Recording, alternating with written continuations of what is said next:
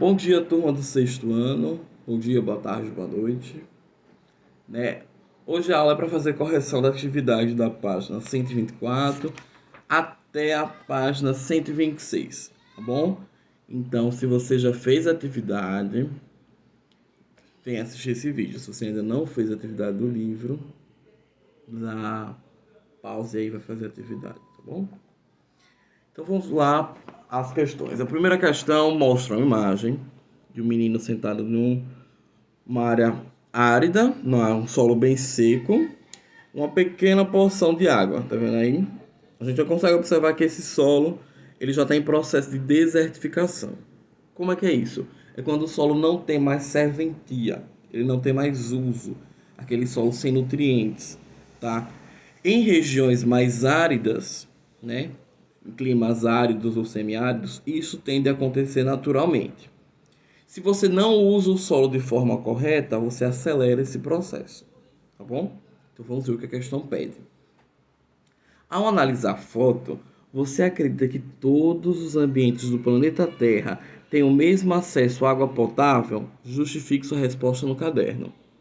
Será? O que a gente está vendo aí? Um menino, né, uma criança. Essa imagem parece de solidão, né, de tristeza, que não tem acesso à água. Porque a gente não pode considerar isso como acesso à água, tá bom? Então, no caderno de vocês, vocês vão responder, isso é uma questão pessoal, tá bom?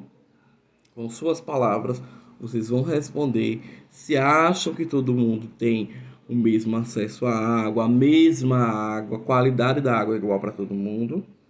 E aí, o que você acha de tudo isso? Responda aí a primeira questão. É pessoal a primeira questão, tá bom? A segunda questão diz: de onde vem a água que você consome diariamente? Você sabe de onde vem? Pois bem, as nossas águas vêm dos rios, tá bom? E no nosso caso aqui, a concessionária, a empresa responsável por isso é a DESO, né? Então as águas vêm dos rios. Possa ser que em outros lugares também tenha outras fontes. Tá tudo certo aí? Ok. Terceira questão. Para que são usados rios, lagos ou os mares do município onde você mora? Aqui a gente não tem lagos, não é? E não tem mares também aqui próximo. A gente tem rios e oceanos, tá bom? Então, os rios aqui têm a função de navegação, como qualquer outro rio, apesar que os nossos rios não são muito largos para navegação. A pesca, né? O transporte também de cargo de pessoas, tá bom? E o abastecimento de água, tá bom? Tem essas três principais funções, ok? Terminou a terceira, vamos para a quarta questão. Onde é lançado o esgoto das casas? Sua região dispõe de muita água ou já há racionamento desse bem tão precioso para a humanidade? Responda no seu caderno. A gente já comentou para onde vai os esgotos, né? Para onde vai o esgoto comercial e o esgoto residencial das nossas casas? Justamente, vão para os rios, tá bom? Então, o destino do esgoto aqui é rios. Nós temos muita disponibilidade de água. Se de um modo geral o Brasil tem muita disponibilidade de água, tá? Estamos numa região, né, de clima tropical, então é tranquilo, tá bom?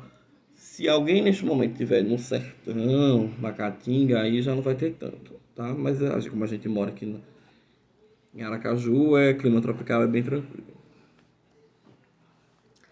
Vamos aqui para a quinta questão. Um pouquinho longa. Vamos lá. O Sol participa do ciclo da água, pois além de aquecer a superfície da Terra, dando origem aos ventos, provoca a evaporação da água dos rios, lagos e mares. O vapor de água, ao se resfriar, condensa em minúsculas gotículas que se agrupam formando as nuvens, neblinas ou névoas úmidas. As nuvens podem ser levadas pelos ventos de uma região para outra. Com a condensação e em seguida a chuva, a água volta à superfície da terra caindo sobre o solo, os rios, os lagos e os mares. Parte dessa água evapora, retornando à atmosfera, e outra parte escoa superficialmente ou infiltra-se no solo, indo alimentar rios e lagos. Esse processo é chamado ciclo da água. De acordo com o texto e com seus conhecimentos, podemos concluir que o ciclo hidrológico. Então, vamos lá. Você já estudou o que é ciclo da água, a questão explica bem detalhadamente o que é, mas vamos analisar as alternativas, tá? Tem mais de uma correta aí. A primeira, possui evaporação maior nos continentes, uma vez que o aquecimento lá é maior que os oceanos. Não. A evaporação da água ela se dá mais intensamente nos oceanos. Porque quem é que tem mais água, o continente ou o oceano? Os oceanos, né? Então, essa não é, tá bom? Tem a participação da vegetação por meio da evapotranspiração. Exatamente, correta aí essa alternativa. Então pode marcar. Condiciona os processos que ocorrem na litosfera, na atmosfera e na biosfera. Correto também. Movimenta a água dentro do seu ciclo através de energia gravitacional. Gravidade, energia gravitacional significa gravidade, é aquela força que puxa todas as coisas para baixo, né? A força interna da Terra, tá bom?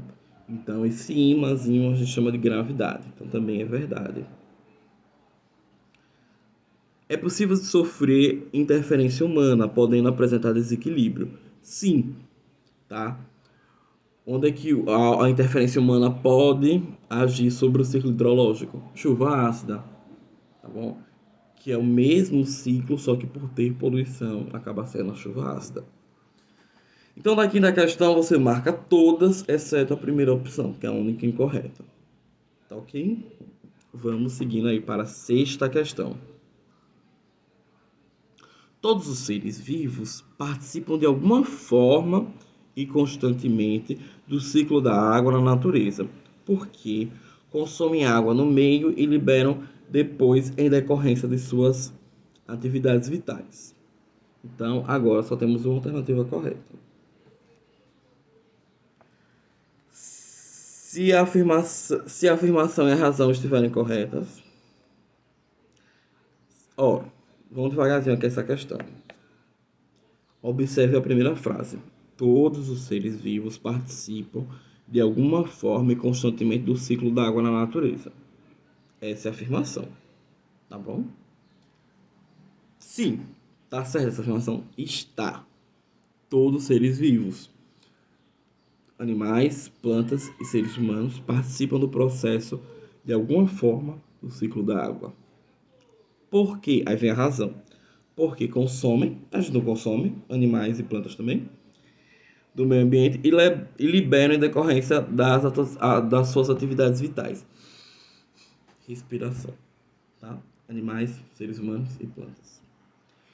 Então já pode entender que a afirmação, que é a primeira frase, e a razão, que é a segunda, estão corretas. Se a afirmação e a razão estiverem corretas, é a letra A, tá bom? A letra B diz que se a afirmação estiver correta e a razão estiver errada, as duas estão corretas. As duas frases, né? A letra C, se a afirmação estiver errada e a razão estiver correta, as duas estão corretas. Se a afirmação e a razão estiverem erradas, as duas estão corretas. Se a afirmação e a razão estiverem corretas, mas a razão não justificar a afirmação. Justifica sim.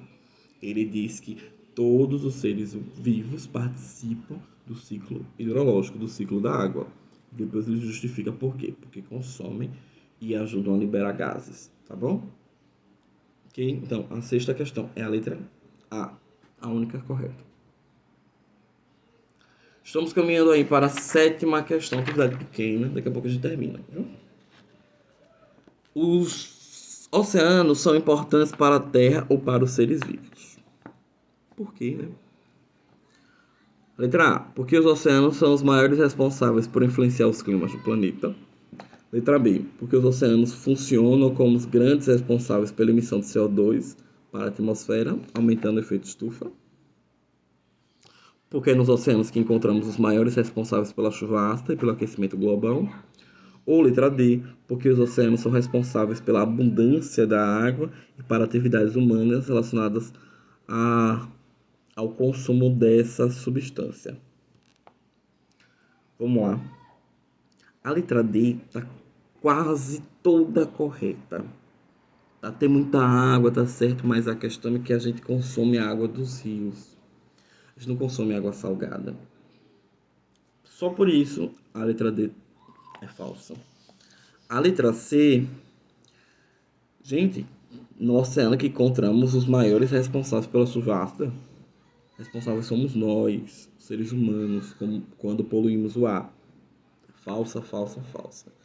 A letra B, porque os oceanos funcionam como grandes emissores de CO2. Não, CO2 que é um gás carbônico, né? Tem nas fábricas, nas indústrias, mas no oceano não. Então a correta é a letra A. Sétima questão, correta a letra A. Ok? Oitava questão. A que conclusões chegaremos se compararmos os gráficos do potencial hídrico com a densidade da populacional das regiões brasileiras? Potencial hídrico é quanto, né, aquela região pode produzir a partir da energia da água, né, hidrelétrica. E o segundo gráfico fala da população em cada região, quais a que mais tem e as que menos tem. Então, região mais produtora aí é o norte, que tem a bacia do Rio Amazonas, né? É a maior bacia do mundo, inclusive. Então, a maior produtora, o maior potencial está no norte. O Nordeste tem um potencial muito baixo, porque aqui a gente tem um clima semiárido. Tá? Aqui em Aracaju não, mas né, no sertão nordestino. O Sudeste vem logo em seguida, tá? E depois o Sul e o Centro-Oeste. O Sudeste e o Sul estão bem próximos. E aí, o gráfico de população, a gente sabe que a população maior está localizada no Sudeste e a menor no Norte. Então, vamos comparar? O Norte, que tem menos concentração populacional, tem mais capacidade de produzir. O Sudeste, que tem pouca capacidade de produzir, tem mais gente, né? Então, vocês vão ter que colocar isso na questão, tá bom? Desenvolvam uma resposta pessoal. Nona questão. Há na superfície oceânica uma corrente que transporta águas quentes e salinas para o nordeste do Atlântico.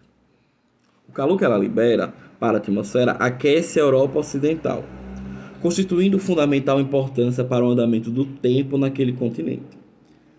Perdendo calor, a água se resfria, mistura-se com águas mais frias de origem ártica e se torna mais densa, que acaba afundando. Esse texto refere-se à corrente do Golfo, letra C, certo? Vamos aqui para essa atividade da página 126, preparando-se para o Enem vestibular. Primeira questão tem o diálogo, né? A conversa de dois peixes. Que é isso? Acupuntura?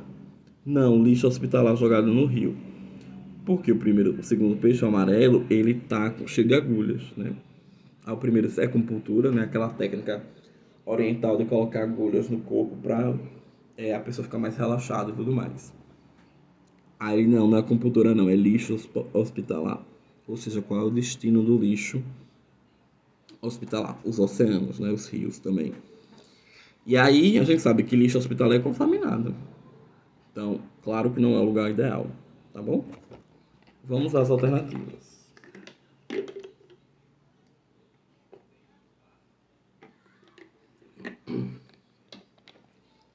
Sobre a poluição das águas denunciada na charge, assinale a alternativa correta.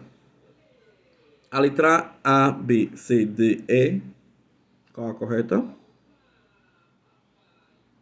Acertou quem disse letra B. A relação sociedade e natureza resultou em um estado de desequilíbrio nos ambientes aquáticos, particularmente nos oceanos e nos mares. Tá bom? Então, infelizmente, o hábito errôneo de poluir rios e mares e oceanos e lagos acaba alterando a vida aquática, inclusive com mortandade de peixes e outros animais. Segunda questão. Responda a questão com base no desenho abaixo, que representa esquematicamente uma bacia hidrográfica. Essas linhas aí, tá vendo? Parece a bacia, né? Aí tem cada ponto, a gente tem que dizer que parte do rio é o ponto, tá bom?